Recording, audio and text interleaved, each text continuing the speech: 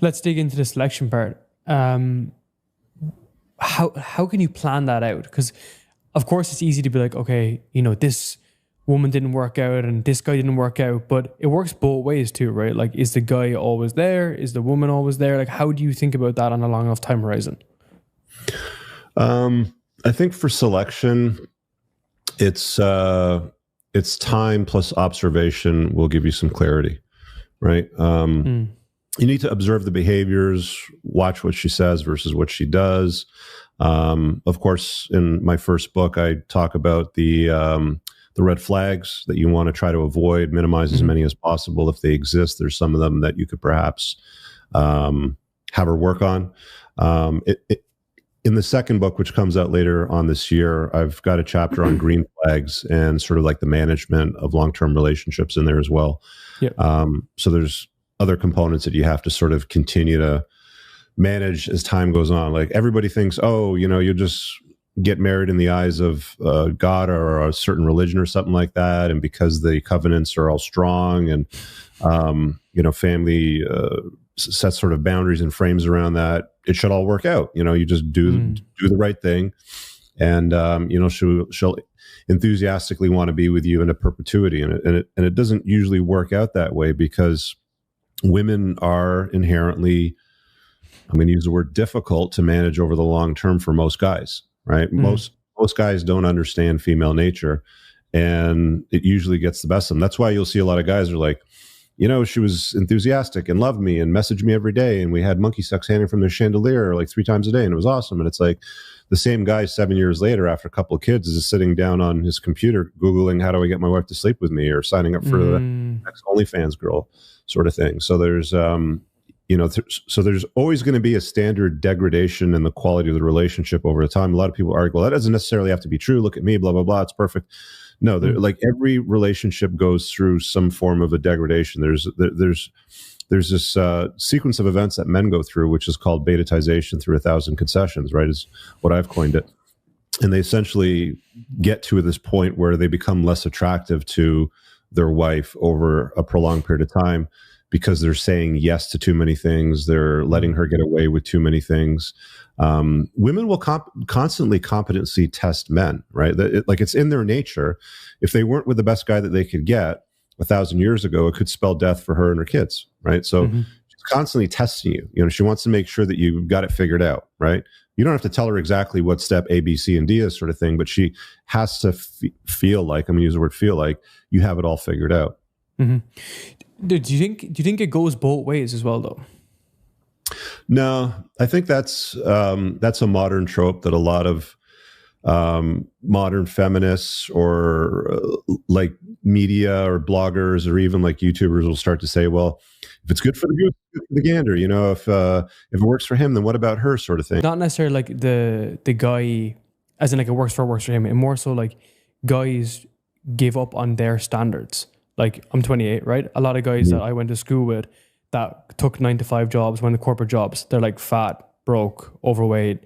They're not like pushing on. So like these guys like are getting sloppy, right? Yeah. And they get sloppy over time. So my kind of just approach to this was like, do these guys also just get lazy in a relationship too? Is that there's also a component of that whereby they're not actually like trying their best and trying to be a really fucking good guy, right? Like you're into the gym, boxing, everything 24/7. Likewise, I want to hold myself to an exceptionally high standard, but I just know that standard is not out there all the time. Like that is just a matter of fact, right? Yeah, I think we get comfortable with the known is what it boils down to. You're familiar with each other. You just get comfortable and you kind of slide into habits and behaviors and do a little bit less. I've said that there's 3 things that usually contribute to the countdown to the end of a relationship: proximity, familiarity, and exclusivity. And the more of that you give her, the less likely it is that you're going to have a profoundly enjoyable relationship over a long period of time. Can you explain? Well, proximity is being close, right? So I get criticized for saying this, but it's, the truth.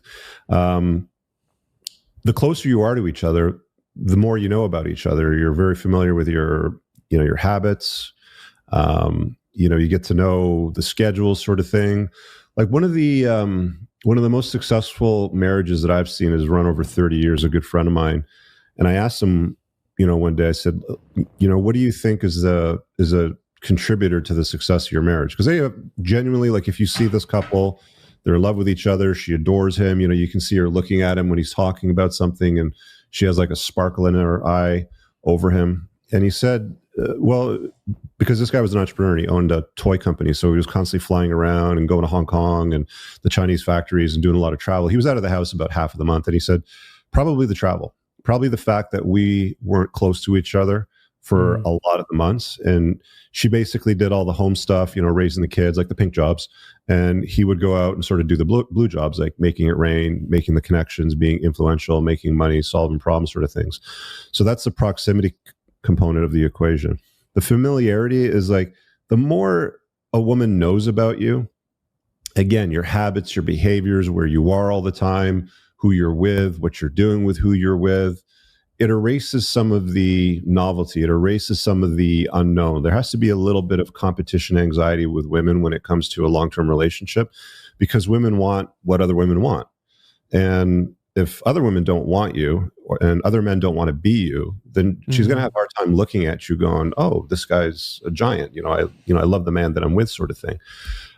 So there's that element. And then there's, of course, exclusivity, which is boiling down to sexual exclusivity. And I think that whether you choose to exercise the option is not relevant. I think that the threat needs to exist. Okay. So whether it's real or imagined, the idea of him having options that he can exercise needs to exist. And that's not a two-way street, by the way. That's a one-way street, because men and women are completely different. So the last thing a man wants is to contemplate or think that she's off doing something with another guy, right? Like nobody wants the well poisoned, if you know what I'm saying. Yeah, of course. I think it's just the fact that with the fact that someone is not always there, it just shows like basically the value of the relationship, right? Because there's like absence makes the heart grow fonder, right? So they're away. So as a result, there's more of like a lure, there's more of imagination as well coming into the relationship, which is like, oh, like, I'm excited for you to come back. It's 2 weeks, it's 1 week. It's funny you said that, because myself and my wife Elise, she's American, I'm Irish, and we met just coming up to pre-COVID initially. And when COVID hit, she was based in America and I was based in Ireland. And Ireland put a ban on Americans and Americans put a ban on Ireland. So we had to like figure things out, and it was like 2 months before you saw each other, 3 months before you saw each other. We like figured out, went to Mexico at some point, then we went to Thailand, and then we went to Bali, and we had to figure out all this like random shit.